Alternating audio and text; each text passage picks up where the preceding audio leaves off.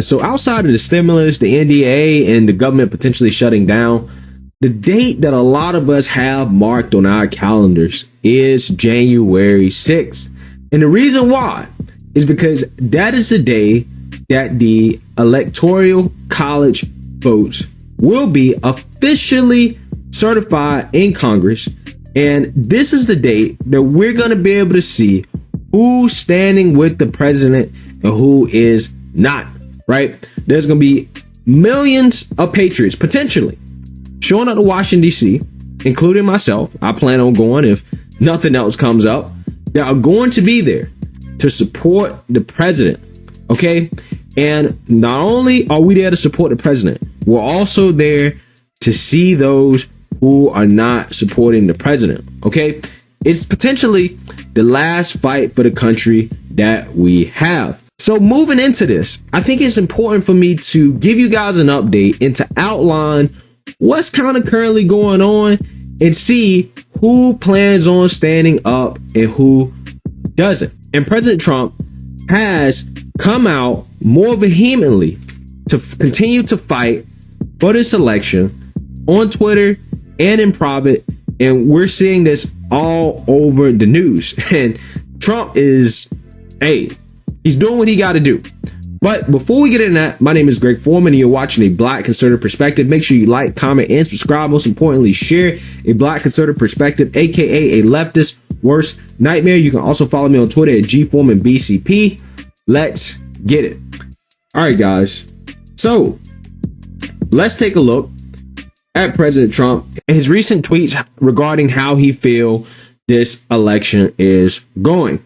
Now, Trump came out and lashed out at the Supreme Court, calling them incompetent and weak for basically not even considering the Texas case. And if you guys remember, President Trump has appealed to the Supreme Court recently, right, with the Pennsylvania case to try to get that looked at again. Now, this comes 2 days after the Supreme Court set a response deadline 2 days after the inauguration, basically signaling that they're not in a rush to hear this appeal from President Trump, which, quite honestly, guys, is a shame because the president has a point. I think the American people, regardless of how you feel, at least deserve to hear the arguments. They deserve to see the evidence. They deserve to at least have a fair hearing, right? That's what a lot of people are asking for. And I really do think a lot of Americans feel that the Supreme Court is doing a disservice. And really, at the end of the day, they're just fueling more animosity towards the establishment and our justice system because a lot of people have been let down by the so-called conservative Supreme Court. Now, let's read a little bit more about this. The latest Trump campaign appeal to the Supreme Court won't see any action from the justices until after the inauguration. The justice this week set a reply deadline for Pennsylvania Secretary of State Kathy Hochul and the other respondents named in the case of January 22nd. The campaign had asked for the Supreme Court to order those on the other side of litigation to respond by Wednesday and to have reply briefs from the Trump campaign submitted by Thursday. It also asked the court to rule by January 6th, but the court did not oblige. Basically, President Trump wanted the Supreme Court to take a look at this and to kind of expedite this process before the Electoral College certification in Congress. And for good reason, because that's kind of where the last buck stops with this whole thing. This means that by the time Hochul and the others the Trump campaign is seeking to take to the Supreme Court even respond to the petition, President-elect Joe Biden will already be sworn in. Again, guys, I'm just reading from Fox News here.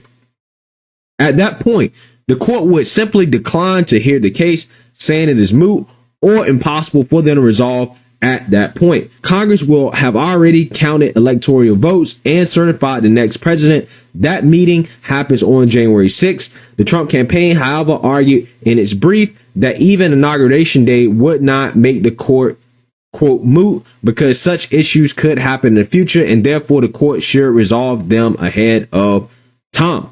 Now, this is interesting from the Trump campaign, and kind of shows, you know, the genuineness that is coming from the campaign and their fight for free and fair elections in America, right? They're saying that even if worst case scenario happens, we're going to continue to fight, and it's not going to be moot because we don't want this happening in the future. I don't know what else they could do to make it more genuine that, hey, they really feel some type of way about how this election went. The Trump campaign, in a statement over the weekend, when it announced the petition, cited a statement from Justice Samuel Alito in which he cast doubt on whether it was constitutional for Pennsylvania to have its judicial branch make changes to laws governing the presidential election. Quote, this petition follows a related Pennsylvania case where Justice Alito and two other judges observed, quote, the constitutionality of the Pennsylvania Supreme Court's decision extending the statutory deadline for receipt of mail-in ballots by 8 p.m. on election day to 5 p.m. 3 days later has national importance, and there is a strong likelihood that the state Supreme Court's decision violates the federal constitution, Trump lawyer Rudy Giuliani said. This is basically where we're at with the Supreme Court. Trump is probably furious at the Supreme Court right now. And again, like I said, rightfully so. I mean, they didn't hear the Texas case. He appeals the Pennsylvania case, and they basically push it back to after Inauguration Day, basically trying to make it moot. But they're going to continue to fight according to them. Now, who also is continuing to fight is one of the president's most loyal, if not most loyal supporter thus far, Vice President Mike Pence. Now, Pence gave a speech at Turning Point USA that really got a lot of patriots fired up. Let's take a listen. And come January 5th, we're going to hold the line in the United States Senate when we reelect Kelly Loeffler and David Perdue to a Republican majority on Capitol Hill.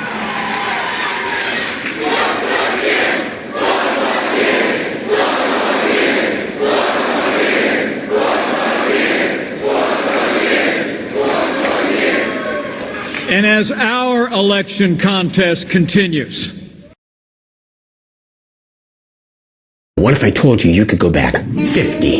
Yes, 50 generations of your family that you won't.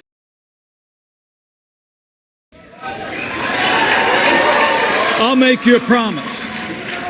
We're going to keep fighting until every legal vote is counted. We're going to keep fighting until every illegal vote is thrown out.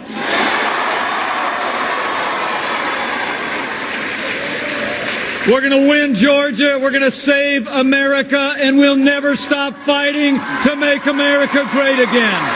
You watch. All right, guys. So that's Vice President Mike Pence basically reaffirming his position and his fight for voter integrity in this country, right? He talked about Georgia and how they're going to continue to fight there. And then he strongly implied here that they're going to continue the fight for the presidential election. Now, this is important coming from Vice President Mike Pence, as he is technically the president of the Senate. OK, and he will be the one that will be presiding over the official acceptance of the Electoral College votes in Congress come January 6th. And some people believe that, well, he could play a very, very, very key role in this fight come that day. So this speech got a lot of people fired up about the possibilities of what could possibly happen on that day, as Pence plays a key role in that process. So we'll see what he actually ends up doing and how that plays out. Now, in terms of how the process works, guys, I think I've been over this multiple times and a lot of videos in terms of how this process works. So what needs to happen is that some Republican congressman, somebody from the House and the Senate, needs to object to the votes. Now, if we can get somebody from the House and some people from the Senate to object, then what happens is that there is going to be a debate and an argument regarding should the electoral votes be thrown out. Okay. Now, that's a debate that's going to happen in the House and the Senate. And if the House and the Senate agree that they should, and they come to a conclusion on it, then they'll be thrown out. So then if neither candidate reaches 270 votes that are required to win, the election comes down to the House delegations, in which the Republicans have a projected advantage at 26 delegates. And if you assume that all 26 of them go for President Trump, then President Trump would be reelected theoretically if that scenario happens. Now, let's take a look and highlight some patriots who are going to fight. We have Miss Lauren Boebert, who is a fiery, super pro Second Amendment Congresswoman-elect from Colorado, who's stepped up and said that she's going to challenge the vote. Again, she's in the House. We have Madison Cawthorn, who's from my state, North Carolina, who is an incoming congressman in the House that says that he's going to step up and try to fight on January 6th. We have Representative Heiss, who had a big meeting with President Trump and the vice president and the president's legal team and the Freedom Caucus and other members of Congress. She's come out and said she will object to Georgia's electors on January 6th. We have Marjorie Taylor Greene, who said that President Trump deserves his day in court, and she strongly signaled that she is going to try to challenge in Congress as well. We have Congressman Matt Gaetz, who said that he's going to object as well. And you guys might be thinking right now, where are the senators? These are all people from the House. That's nice that we have people from the House, but where are the senators? We need some senators to step up. And your thinking is right. And we may have some senators who's going to step up, or at the very least hinted at it. So according to Forbes, a small number of Republican senators have left open the possibility of objecting to the electoral vote count when Congress meets on January 6th, even after Senator Mitch McConnell reportedly urged his caucus to reject the idea, calling it political suicide after recognizing Joe Biden as presidential-elect. The key player here is Tommy Tuberville, who unseated Democratic incumbent Doug Jones in November, appeared to support a challenge to the electoral vote during a campaign appearance in Georgia last week, without clarifying whether he would object to the count himself. According to a clip posted online by political activist Lauren Windsor, quote, "You see what's coming," Tuberville said in the clip, quote, "You've been reading about it in the House. We're going to have to do it in the Senate." He's absolutely correct about that. So a lot of people taking this as a strong indication that he may step up to the plate. And then we also have Ted Cruz, who has left the door open, hasn't said definitively, but he's left the door open. Senator Josh Hawley has also said that, this is an opportunity that the House and Senate members have, the only real opportunity they have to formally raise some concerns. So again, that's not really a solid answer, but hey, he's hinting at leaving the possibility open. You have Senator Mike Lee, who has not completely closed the door, even though he's acknowledged Joe Biden as president-elect. And then you have Rand Paul, who has not dismissed the idea either, who has come out in Senate hearings and basically expressed his concern about voter integrity. And then you have Lindsey Graham and Ron Johnson, who have been strong allies of the president, who have basically come out and said that, they probably won't, but they're not necessarily strongly saying they won't, but who knows? Now, guys, if you remember, this is a big deal because Mitch McConnell said in a meeting, and I did a video on this, that he did not want anybody objecting, because if they object, it is going to cause a vote that is going to clearly put a spotlight on who is with the president and who is not. And guys, this is what a lot of this is about right now. The Republican Party has been divided to the point where it's those who stand behind the president and those who don't. And the president has forced every major politician's hands to either align with him or you're a rhino. That's basically what it is at this point. And Mitch McConnell and the established Republicans have increasingly pushed back against the president, and they're pushing back against Senator-elect Tommy Tuberville, who probably is the #1 candidate right now in the Senate to have any legitimate chance at challenging the election come January 6th. So they started hit back against him because, again, he would be the key piece that will force a 2-hour debate and the vote right? The vote that is going to confirm ultimately who's with the president and who is not.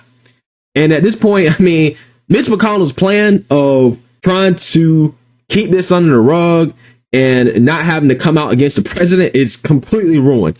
Completely ruined. I mean, that he just failed at that. And I mean, like I said, with this day and time, with everybody paying attention to the news, it was destined to fail. Like I said, when I first covered him saying that a couple weeks ago. Now, Senate Republican Whip John Thune said GOP leaders will tell Tuberville that voting to oppose the Electoral College vote will be futile and a politically damaging move, according to The Hill. Quote, ultimately, every senator will have to make their own decision about that, but I think there will be people, reaching out him just to kind of find out what he's going to do. Quote, if nothing else, we need to know the plan, he said. Quote, we'll see. He's made some public statements. He added, I'm hoping in the end that all senators will conclude that this election needs to be over and it's time to move on. Senator John Cornyn, a Republican from Texas and an advisor to the GOP Senate leadership, said he would be shocked if fellow GOP leaders haven't already encouraged Tuberville not to contest the vote. Driving progress by accelerating access to clean energy. Con Edison is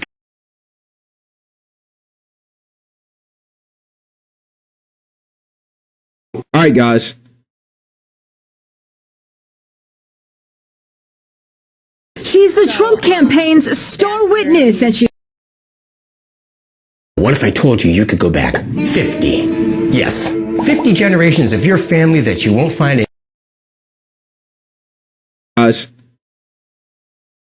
there you have it. I mean, this is basically where we're at right now. I just wanted to do this video just so you guys have a full understanding of who's standing with the president and who's potentially not. I think it's become clear to you guys that the establishment on January 6th is probably not going to stand with the president, but you have a lot of newcomers, right? A lot of incoming congressmen who are young, excited, patriots that really care about election integrity, saying that they may challenge the Electoral College votes. And we're going to see where it goes. At the very least, it seems that we may be in for a 2-hour argument on the floor about the merits of the elections around the countries in these battleground states like Georgia, Pennsylvania, Arizona, Nevada, etc., in terms of whether or not their processes were truly constitutional. And quite honestly, this is kind of the last stand. So I just wanted to point that out to you guys and give you an update on it. Let me know what you guys think. Make sure you like, comment, and subscribe. Most importantly, share a Black conservative perspective. Peace.